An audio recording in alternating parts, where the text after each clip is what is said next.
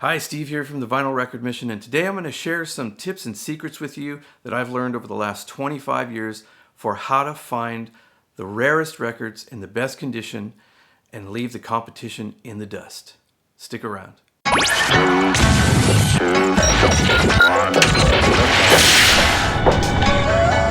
Your two favorite guys, Ryan and Steve from the Vinyl Record Mission. I'm actually going to share with you what I've done over the last 25 years to obtain some of the rarest records in my collection. And this information is probably known by most of the veterans out here. But in the last 5 years, we've had such an influx of new collectors, the younger generation, and people that are just starting out. Hear about estate sales. Yeah, estate sales. I used to score big time at estate sales, and most of you veterans did as well. But as time progressed, more and more people were starting to line up at estate sales. And you had more and more record collectors coming out of the woodworks. That went from there being no lines at estate sales to there being lists that you had to sign up on, and then hundreds of people in line to go to an estate sale that advertised record collection. Yeah. So I'm done doing that. I paid my dues. I've slept outside from, parked in front of an estate sale at 3 a.m. And I did that many times. And believe me, I was not the most well-liked guy in the vinyl community of estate sale goers. In Los Angeles, it's very, very competitive. And there are a lot of record collectors looking for the same stuff. And yeah, not all of them, have what it takes to get out there and be that early bird that gets the worm and is prepared. So yeah, I was that early bird for many, many years. And I'm going to share with you my tips for how I would position myself to be first in those estate sales, and sometimes even get in before and get carte blanche and be able to pick all the good stuff and then leave nothing for the next day. I know there are no rules in record collecting. So, when you want something, you go out and get it, and you hustle and you work hard. So I'm going to give you a list of the things that I did, and you can, pick and choose what you're willing to do. And hopefully it will help you in your quest to obtain amazing records, because a lot of the most amazing records are found at estate sales when there's a big collection and the estate sale company doesn't want to go through the records. They don't want to check everything. They don't have time to do that. They're busy with the big items, the furniture and the jewelry, the paintings and all that stuff that brings big money. They don't have time to flip through 1,000 records or 2,000 records or even 500 records. So they slap a price on them, $1 a piece, $2 a piece, $5 a piece, or they go through it and they pull out all the Beatles records because they think those are going to be the ones that are worth a lot of money. So what I've done is I've got a list here, and I've also got some records that I'm going to show you that are in my collection that are my prized possessions and that I have obtained by using some of these strategies. First of all, get to know the individual that's running the estate sale. And how you go about doing that is, if you see an estate sale being advertised in the paper or on Craigslist or however we read about them these days, go to the property the day or the week before. They're usually setting up. They're usually there going through stuff. Sometimes the family's there and the estate sale person hasn't even come to the property yet. And if you can do that, you have an opportunity to speak to the family. You tell them what you do. You love vinyl records. You're a collector. And can you see the records? You'd be happy to buy some before the sale. I've scored records like that before. And believe me, sometimes the families they just can't wait to get rid of stuff. Records especially because they're cumbersome. They don't know anything about them usually. So get to know the people who are having the estate sale. If you don't get to meet the family, then you're going to be talking to the person who's running the estate sale. And here's some questions to ask that person. You're going to want to, first and foremost, get a business card from them. If you have a business card of your own, give it to them and let them know what you do, that you are a record collector and you buy records. If you're a dealer, let them know you're a record dealer too. Sometimes they're, okay with that. Other times they're not happy about it, but just make sure you give them your number. Ask them to put you on their email list, because the majority of the smart estate sale companies have lists of customers that frequent their estate sales. They put them on an email list. When they get a new customer and there's an estate sale coming up, they will send you out an email. Oftentimes in those emails, they will tell you what is going to be for sale, what is, they're showcasing. If it's a big record collection, believe me, they will tell you. If there's just a few records, they might not say anything. You can call and ask them, are there going to be any records at the estate sale? And they usually let you know. Let's see. Be sure to tell them to add you to their email list. Did I say that already? I think so. And then let's see. What else? The more they get to know you, these estate sale people, the more they get to know you and like you, if you're a likable person, the greater the odds that they might throw you a bone one day. They might call you in advance and tell you, hey, Steve, I've got this amazing record collection. We're going to be putting it in our sale. And then sometimes you might even get invited to the pre-sale. What's a pre-sale? A pre-sale is when the estate sale company notifies all of their dealers that have antique stores and or thrift shops. They're dealers because they have a resale number. So it's very easy to go get a resale number and you can tell them that you're a dealer. And then you get to go to the pre-sale where you're in there with very few people, a lot less than the amount of people that are going to be there on the day of the estate sale.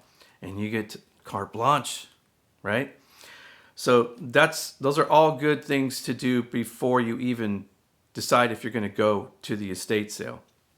So here's some questions to ask the person that is there if they're not going to let you in when you stop by. And first you want to ask them, is it a big collection? If it's like 25 records or whatever, it might not be worth your time. Approximately how many records? You want to know. Is it 200? Is it 500? Is it 1,000? What kind of records are they? You want to know. Ask them if they know if it's rock, jazz, blues, soul, R&B. Also ask them if they are LPs, 45s, or 78s. Because if it's a collection of 578s, if you're not into 78s, you're going to be disappointed when you get in there and you waste your whole morning, right? Next, you can ask, this is kind of a weird question, but what room are the records located in the house? And these questions are all building up to a strategy, okay? And the biggie, how much will they be? Because some record estate sales, when there's records, the records are they're like $10 a piece or $20 a piece, or they price them individually. But most of the time, they put a flat number on the records. And back when I was doing this, 15 years ago, 20 years ago, even up maybe the last 10 years, I think I've really slowed down on estate sales. They would put a blanket price on everything, $1 to $2 a record. Yeah, so you can imagine the opportunities that await you. Let's see. Ask if there's going to be a list. Not a list of the records, but a list at the estate sale. Because people sign up. They start to line up at these estate sales. And this was becoming a greater and greater problem, later in the years. People were starting to actually line up when records were becoming popular again, and there was the vinyl resurgence. Everybody was going to estate sales. and they would have lists, so they didn't have any arguing when people came to line up. But sometimes they put that list out the night before, and they tell their close friends that the list will be there. So ask them, when is it going to be out? If you want to be really aggressive, you can drive by the night before the estate sale, like 7 or 8 o'clock, to see if they've put a list out. But sometimes they'll tell you in the email, the list will be out at 8 p.m. the night before, or at 6 a.m. the morning of. They'll tell you when the list will be out. So let's see here. Ask if there's going to be a list. You can also ask, who is the person, that had the record collection? Were they in the record business? Did they work for a record company, or were they just a collector?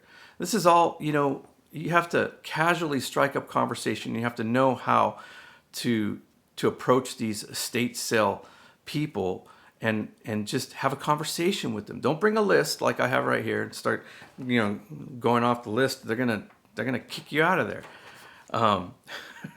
Like you're gonna kick me off the video right now.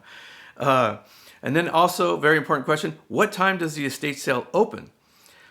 Ask them if there's going to be a pre-sale, and ask them if you can come. Tell them you're a dealer, and if you are, it will be more beneficial. If you tell them you're a record dealer but you don't have a resale, number, chances are they're not going to let you come to the pre-sale. Is it cash only? Make sure you ask that question. There's nothing worse than going to an estate sale and making a pile of amazing records and then getting up there and they say cash only. And then you have to, leaving an estate sale with your records right there that you have, your thousands of dollars worth of records, and you have to go to the bank and you can't even withdraw $1,000 in one day. You have a limit of 300. Remember those days? Yeah, don't get caught doing that. Take a pocket full of cash. And then also ask if you can bring a box inside, because a lot of times you don't have a way to carry a bunch of records. So if you take a box inside, you can put them in your box and keep them close to you, because believe me, these record collectors are ravenous. It's like they're all starving, and they see your stuff and they start drooling, especially if you get there first and you pick all the good stuff out. Good luck if you don't have a box. Then you can, I think I already asked you that. Ask this question. Can I look at the records without buying any? Can I just see what's there so I know if I, really want to come back and if there's anything that I'm interested in? I know that's a very forward question and they're probably going to say no. But guess what? The answer is always no if you don't ask. So you ask these questions and sometimes you get lucky. It only takes one time to get lucky. One time to get lucky. And then you end up with something like this, a first pressing, rare, red text, Sonny Rollins, way out west. And this is an OG right here on Contemporary. Yeah, it doesn't get any better than that. When something like that happens, I'm happy to hear 100 no's before I hear one yes. Colonel Sanders heard 1,000 no's before somebody told him yes to his 11 herbs and spices recipe, right? So don't be afraid to ask questions. So if you get answers to any of the above questions that indicate it's worth your time to proceed to that estate sale, now I got a whole other list for you of things to do and not to do. But before we go into that, let me show you some of the stuff that I've picked up over the years. These are like some of my grails. And most of these records came from a collection in Watts, Los Angeles. Watts, Los Angeles. I got to that sale at 3 a.m. in the morning. 3 a.m. And I knew the estate sale guy who was running it. His name was Brian.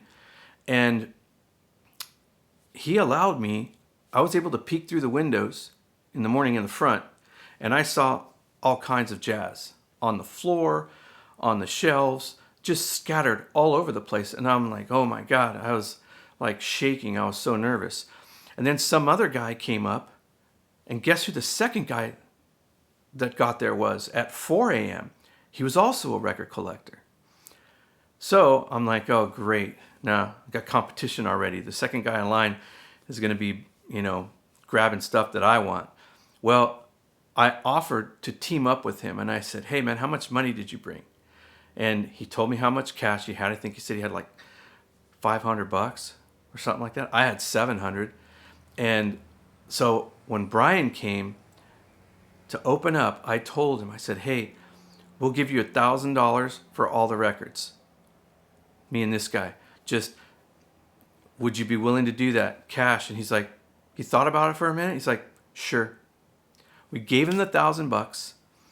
And the minute we walked in, he started telling everybody, the records are not for sale. Records are not for sale. So it was frantic. It was one of the most frantic events I have ever experienced in my life. Halfway through collecting the records, I attempted to pick up a large box of 45s in the backyard. I completely threw my back out. Completely. Yeah. I was paralyzed. I couldn't even move. The guy that decided to help me, that went in on the collection with me, literally had to practically carry me to the car like a walker. I got there and I sat there and he said, don't worry, Steve, I'll finish collecting the records. I'll load up your SUV and I'll load up mine, and then we'll go to a central location somewhere and we will go ahead and exchange records. We'll split everything up. And I said, oh man, you're too awesome, dude. If I were you, I'd have just left me for dead and took the whole collection, because it's not like I was going to be able to run after him or anything, So we did that, and here's some of the stuff I came home with after we split it up. So original, first pressing, Sonny Rollins, Moving Out. Yep, look at that on Prestige. Read the address and weep. That's one. That Way Out West is also another one from there.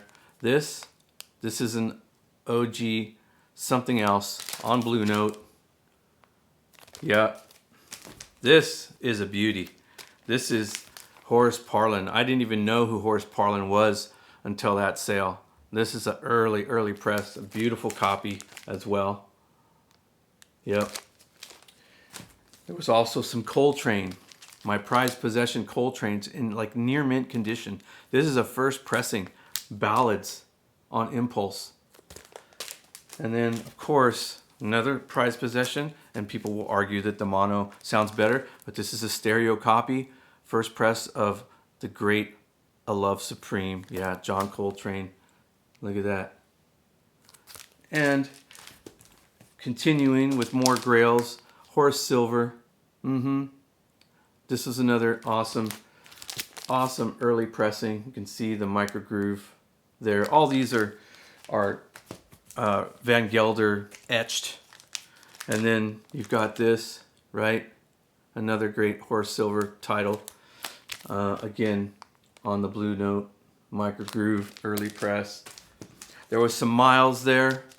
Miles Davis at Carnegie Hall on Columbia single eye, and a beautiful copy of Miles Ahead, the early cover before he said, what the hell's that white bitch doing on my album cover? And from that day forward, he made sure to have an African-American woman, starting with his wife, on every cover after this. He was not happy about this. So this is a rare pressing to have. And on the Columbia 6i, an amazing copy of, yep, you guessed it, Round Midnight. Again, Columbia 6i. This is a beauty. Cooking, I've always loved this. You know me, I'm a chef part-time, and this was an amazing copy of Miles Davis Cooking on that early Prestige label. So those are just some samples of one sale. There were so many other records that I got from there that are amazing. I just didn't want to take up the entire video showing you records that I've acquired by using these strategies. So, number one, get there early, arrive at 3 to 4 a.m. and put your name on any list that's there. If there is no list, just keep an eye out. Don't fall asleep. Take a book, try to stay awake without coffee. I'll tell you why in a minute. Don't leave. If there is a list and you put your name on that list and you're first because you got there at 3 a.m., do not leave. I've done that before. In the early stages of doing this, I put my name on the list. I'm like, yes, I'm first. I'm going to go home, have some breakfast, or stop somewhere and get something to eat and relax, and then I'll come back, like an hour before the estate sale opens. Well, I get there, there's a huge line. I go up to check the list to get in front of the line, and guess what? That list is gone. Yep, it's gone. So nobody said anything. Nobody said a thing. So I was pissed. I wasn't about to go up against, 50 people that didn't know otherwise and say, oh, there was a list here, I was first. No, I just left. And let's see, what else? So, this next tip is very important and extreme. Fast the day before. No, I'm just kidding. Don't fast. You don't fast. That's disclaimer. Don't fast the day before. However, don't have a double cheeseburger, large chili fries, and eat like 5 or 6 of those little yellow chili peppers that come with the chili fries. Do not do that. Because I guarantee you, at some time during the morning, if you get there early, nature's going to call. And unless you want to, take a 5-gallon bucket and run off into the bushes and relieve yourself, you're going to have to leave. And the same goes for coffee. If coffee, is your laxative in the morning, then I highly suggest you don't drink it before you go to these estate sales. There's nothing worse than having to drop a deuce when you're squatting for 30 minutes looking at records. Trust me, I've been there. So, I don't even want to tell you what happened, but anyways, sometimes you can skip dinner altogether and go to bed early because you're going to be getting up at 2 a.m., to get somewhere and be there by 3 a.m. Take some Motrin if you don't drink your coffee in the morning so you don't get a headache. And don't drink a bunch of water either because you're going to have to pee. Yeah, these are all like legitimate hardcore record collector tips for estate sales. Try not to fall asleep. As hard as it is to stay awake at that time, try not to fall asleep. These guys will slither in and take your spot. Make sure your cell phone is charged. Make sure of your cell phone being charged because you may have to look something up or you just never know. If they take Zelle or, Venmo and your cell phone dies, you're shit out of luck. Once you're inside, find the records. And this is where it helps if you were there the day before and you ask the estate sale person, what records are the room in? What records are the room in? You mean, what room are the records in, Steve? Yeah, sorry about that. Tongue-tied and twisted here talking about records. So once you find the records, just hunker down, pull aside anything that looks of interest to you. Do not check condition while you're looking at the records. Just grab what you can and put them in a pile. Many collectors hate that. They say, oh, it's not fair. That's not right. You're hogging everything up. Last I checked, there are no rules and regulations on how to operate at an estate sale. I think it's all fair and, first come, first serve. So once you make your pile, take your records aside and check them for condition at that point. And please keep an eye on your box because I'm telling you, keep it right next to you, close next to you. I've had guys come up to me. I'm so into digging in the records in front of me and moving that next thing I know, there's a guy digging through my box, looking at my records, pulling them out, trying to take them. I'm like, hey, those are mine, dude. Leave them there. So yeah, it can get chaotic in there. I've seen fights break out before. Trust me. So check all the condition of your records, and then the ones that you decide to pick, just take those and go to the front. if you want to be nice and tell one of the record guys that you see digging, hey man, I left a stack of records right here that I'm not taking. You're welcome to look at them. You can do that, or you can take them and put them back in the pile of records where everybody's looking. However, be sure to not take your eye off of your box. I have had a box taken from me when I did that, and I had to go chase the guy down in the house and find him to get my box of records back. And it wasn't easy. So now that you've gone through all that mayhem, you've got your records, take them up to the table, and you pay. And be very nice to the staff. If you have a card, again, give it to them. Thank them. Let them know that you'll be back to future estate sales to buy more records. And thank them. And just be nice. Be memorable. Don't be an ass, because guess what? That will get you absolutely nowhere with these people. They have to be hard. Think of who they're dealing with, right? Their job is not easy. So, yes, be nice and it will come back to you tenfold. Well, I hope this helps, and I'm happy to offer up this information because I'm done with estate sales. And I want to pass this information on to the next generation and help them succeed and add beautiful records to their collection without the frustration, without, all the mayhem and having to wait in long lines and waste your time, most of all. Because if you're not the first 5 record people into an estate sale that has a big collection, chances are you're not going to get anything when you finally get there, especially if you're new, because you don't have the knowledge. The more knowledge you have, I could literally be 100th in line and probably find something that somebody else overlooked because of how much knowledge I've acquired in the last 25 years. But most people, this video is for people that don't have that kind of knowledge. So get out there. Don't be afraid to go to estate sales. Don't be discouraged by what everybody else is saying about, oh, you never find anything at estate sales because it's always picked over. Well, they are right. They're correct. But you can be that guy or girl who picked it over. If you're smart and you're motivated, then you can get to the records first. And you don't have to be that person who's complaining that there's nothing left. You can be the one listening to this. Thanks for joining me. This is Steve, the Vinyl Record Mission. Hope you enjoyed these tips and suggestions for how to score big at estate sales. Take care. If you haven't, make sure you hit like and subscribe to the Vinyl Record Mission so that way you don't miss out on any future content.